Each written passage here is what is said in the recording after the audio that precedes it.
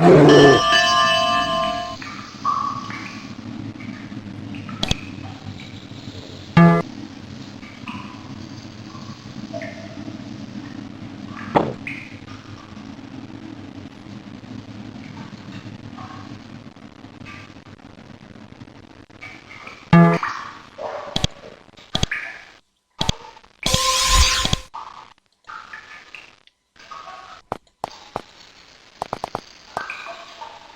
sound of scraping stone to the west. You think you see for a brief moment on the ledge above you.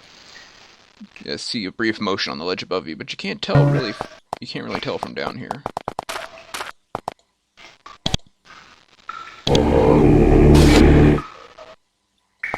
Well, there was something. It's not something that's open now. So search these caverns looking for a way into Goagnar. You find a passage that clearly hasn't been used for a long time. The slime and moisture on the floor is completely undisturbed and the air is stale. To the east, a stairway descends sharply into the earth. The passage is very steep and extends far beyond the reach of your light. Cold draft rises from the depths. Odd. Why would a completely unused passage be so close to the main entrance? I don't know. We'll find out, though.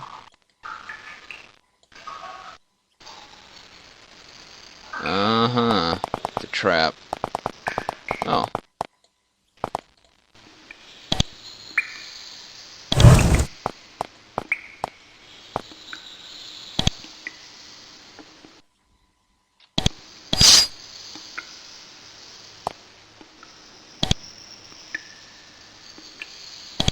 Wait a minute.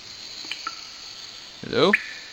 What seemed like an hour of negotiating steep, slippery steps, you arrive deep within Goagnar. The air is icy cold down here and smells strongly of smoke and blood, and the sweat of long-confined bodies.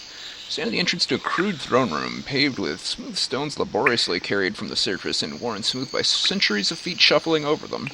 As you enter the chamber, though, your mind is less on the ambience, more on the pale, muscular creatures before you. Though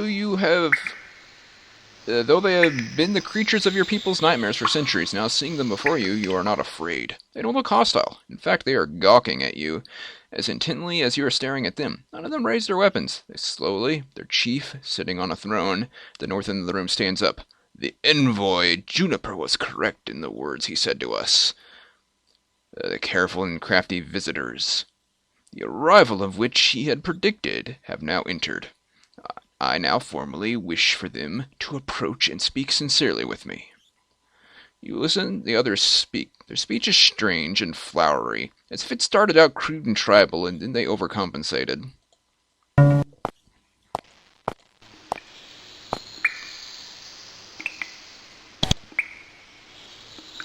King Roava. He's weird looking.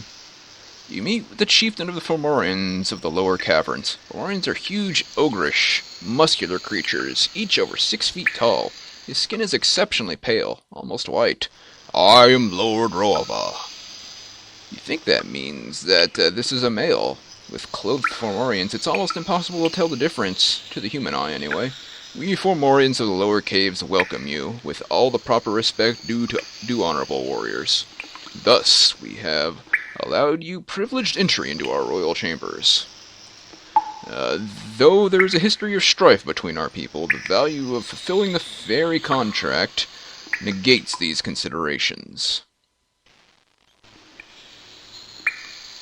What you doing here? I am currently honored to be the leader of the Fomorians of the Lower Goagnar, and I welcome you, our hereditary foes, to our unfortunate home. With both you and the envoy arriving, these are momentous times. His speech is strangely flowery. How would I say that? With you and the envoy arriving, these are momentous times. Except he's like an ogre. How would an ogre sound flowery? With you and the envoy arriving, these are momentous times. I can't do that voice for long. Momentous times, huh? Yes, these are truly momentous times indeed. The envoy came from the fairy kingdom and told us of you, and of your great purpose. Why do you welcome me instead of just attacking? Though your people and mine have had an unfortunate history, and our enmity, I'm pronouncing that wrong, goes back generation upon generation. We of the lower caves believe that this rivalry must end, and that and self-denial are at the core of our beliefs. Okay? I am honored that you show interest. I only had one conversation option. To learn more of our beliefs, you may wish, at some point in the near future, to speak with my honored associate Gag. He may currently be found at the entrance to the ordeal. You will have to speak with him at some point in the near future, as I understand it, as part of your purpose. That is what the envoy we recently received told us. Where is that place? The ordeal is to the north. Gag maintains it, and he can answer any questions you have about it. That's the clear and utmost terse answer. Why are these creatures speaking in such a confusing way? I don't know. Okay, let's talk about this thing. Of course, Juniper, the fairy envoy, has already spoken with me. We know that you need something from us, though we have not yet been told what. This must be the Skull of Stone. The fairy envoy wants us to request a service from you, and then has said that we will give you a boon in return. I'm not sure what boon he will ask of us. We are not convinced, alas, that we can entirely trust you. There is still hatred between our peoples, after all. However, if you can endure the ordeal, we will be more than convinced that you are trustworthy, as you act and seem. Go and speak with Gag. He will tell you what you need to do, and it's to the north. Okay, so now we're hanging out with Fomorians. And littering.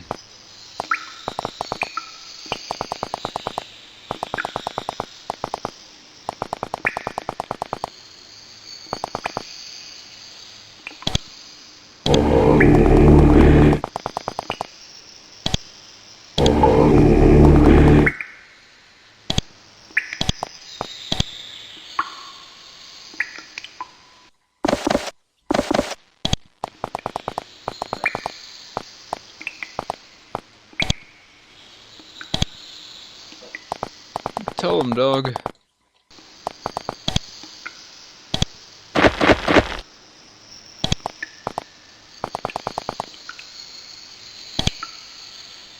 The ordeal descent. Okay. To the south, the passages are not dirt or crude stone, but shining, carefully cut marble. As you look down there, you can hear chanting begin to the south. Around the throne room, it's a long, monotonous tone, a drone, which carries through the chamber as well. Resist greed, huh? This burly Fomorian is wearing some sort of ceremonial garb, which is very old and comes from the surface, and his size is too small. He doesn't look like he trusts you very much. You ask who he is. Since you have asked, it would only be polite for me to answer. The name given to me by my parents was Gag, and I bear that name with pride. Oh no, another talkative Fomorian. Oh no! What's your job? I am the custodian of the ordeal, and the chief instructor. When it comes time to tell our youth, and of course confused and aimless adults, of the beliefs of our subsection of our tribe. But that is neither here nor there. Roava wants me to test you. What are your beliefs? The former Tigishues of the Fomorian tribe led to a bloody war with the humans, the death of the bulk of our kind, and then, needless to say, our centuries-long period of hiding in Goagnar, and isolated other subterranean outposts. Thus, we have developed a new set of beliefs and behaviors, with the goal of being more suitably inclined to survival on the surface in the sun. Ah, the sun. Praise the sun. It takes a moment to regain his focus. There are two parts, denial of the self and acceptance. Denial of the self. Denial of the self is the keystone of the nature of the test which the ordeal presents to you. You believe that, once you try to better your lot, you are likely only to make things worse. Whatever your condition, you're always better off learning to get used to it than to struggle to change it. Once you can endure happily, peace will ever be yours. Fighting only results in your being struck, usually with pieces of wood. Acceptance of what? What is the fruit to be plucked from the tree of eternal hatred? For those who were your foes, better to fish in the water of tranquility than to pluck fruit from the tree of dislike. That's what I say. Okay, sure dude, that's awfully wordy. Though personally, in all fairness, I don't care for fish. The bones stick in my teeth. Well, that's why you cut the meat off the bone. Did you call other Formorians piggish? Yes, piggish. We talked crudely, like beasts, and we smelled, to the noses of the smaller races, like certain types of cheese. Ew. We have refined our speech to a purely delightful degree. If you say so. Now, if only we could figure out how to make soap down here. Try lard. Ordeal? Points to the south, with a big, greasy, pallid finger. In there lies the ordeal. That is where we go to make sure our primitive, greedy impulses are still faint. Remember, in the end, anything you obtain will only make your life worse. Descend to the bottom of the ordeal, read the tablets there, and accept the judgment they give you. Return and speak with me of the ordeal again. Okay. What could possibly go wrong? Don't tell me to stand up straight. Start the descent into the peculiar ordeal descent, the center of the lower cave, the Formorian's peculiar religious beliefs. It's cheery, shiny, warm, quite unlike the rest of these caves. As you descend, you start to feel excited. It's an important place, shiny, well-maintained. Must be a lot of treasure down here. You start to quiver with greed and walk faster, anticipating your future good fortune.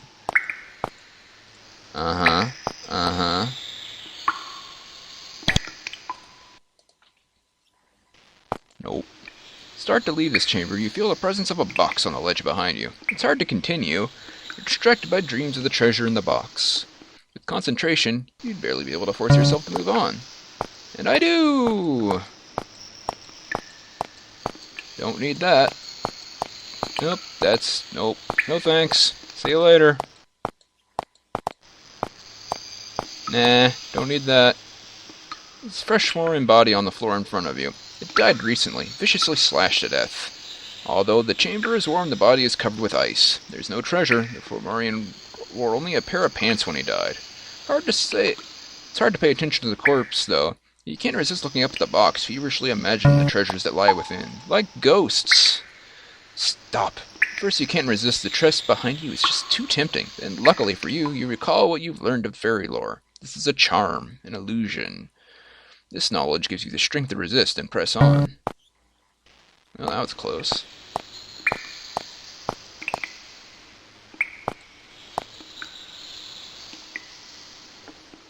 As you reach the small hall at the lowest level of the ordeal, here at last you stand before the center and basis of the strange beliefs of the Formorians here.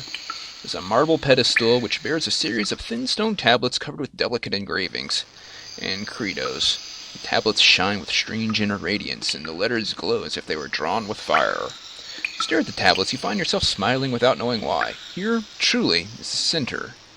You have found peace. It will only take a minute to read the tablets. Who knows what wondrous knowledge you would obtain? Let's read them. First, the writing of the tablets is illegible, and a strange assortment of chicken scratches. Then, as you watch, the lines rearrange themselves into words. Greed leads to doom. Desire for a better position leads to pain. To touch treasure leads to blood and death. Though you are that you are here shows that you have the strength to withstand your greed, or the penalties of your greed. You have passed the test. When you finish reading, the words disperse again. Okie dokie. Yep, I doubt there's anything worthwhile in those chests. I completed the ordeal. Completed the ordeal. I can tell by looking at the expression of ecstasy and accomplishment that may at any moment appear on your faces. It's not there yet, but it'll get there, I can tell. Turn and speak once more with Roava. I approve of you.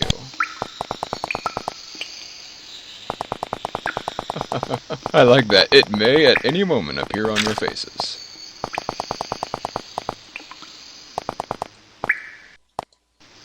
Hey, dude. I did that. Excellent. Now I may speak with you in more detail. It's time for us lower Fomorians to return to the surface. We must join the rest of Fairykind for a glorious event. To make this possible, we need to be able to pass the strong and fierce upper Fomorians. And to do this, they must be weakened. To achieve this purpose, we must take the awkward and distasteful step of killing their queen. Why... What, do you know of the queen? Queen Rit, the upper Fomorians, is their leader, and a shrewd one. They rely on her in all things. With her dead, the organization will go out of them for a short time, and then we will be able to break past their blockade with minimal losses. We sent warriors up there so they could slip into her chambers and dispatch her. They had no luck. Although if you could find their remains, you may find useful information. The fairy envoy says you are the ones who can succeed. Do you think I can? Looks unlikely to me now, I admit. Well, that is what the envoy said. You are chosen. Yes, I recall that was the word. Chosen. Okay. How do I get into the Queen's chamber? Queen Rit's chambers are in Upper Goagnar, the subterranean fortress directly above us. To get there, you will need to use the stairway at the east, past our eating and sleeping rooms. Okay. Let's go. Leave litter all the way. There's an eating room.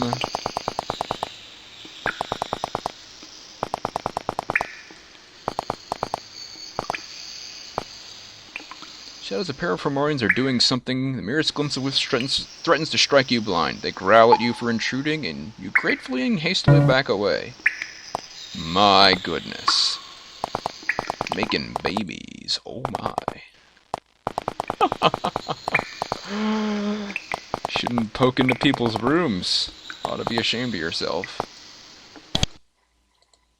In hunger we become full. In pain we find bliss. Oh boy, self-flagellation.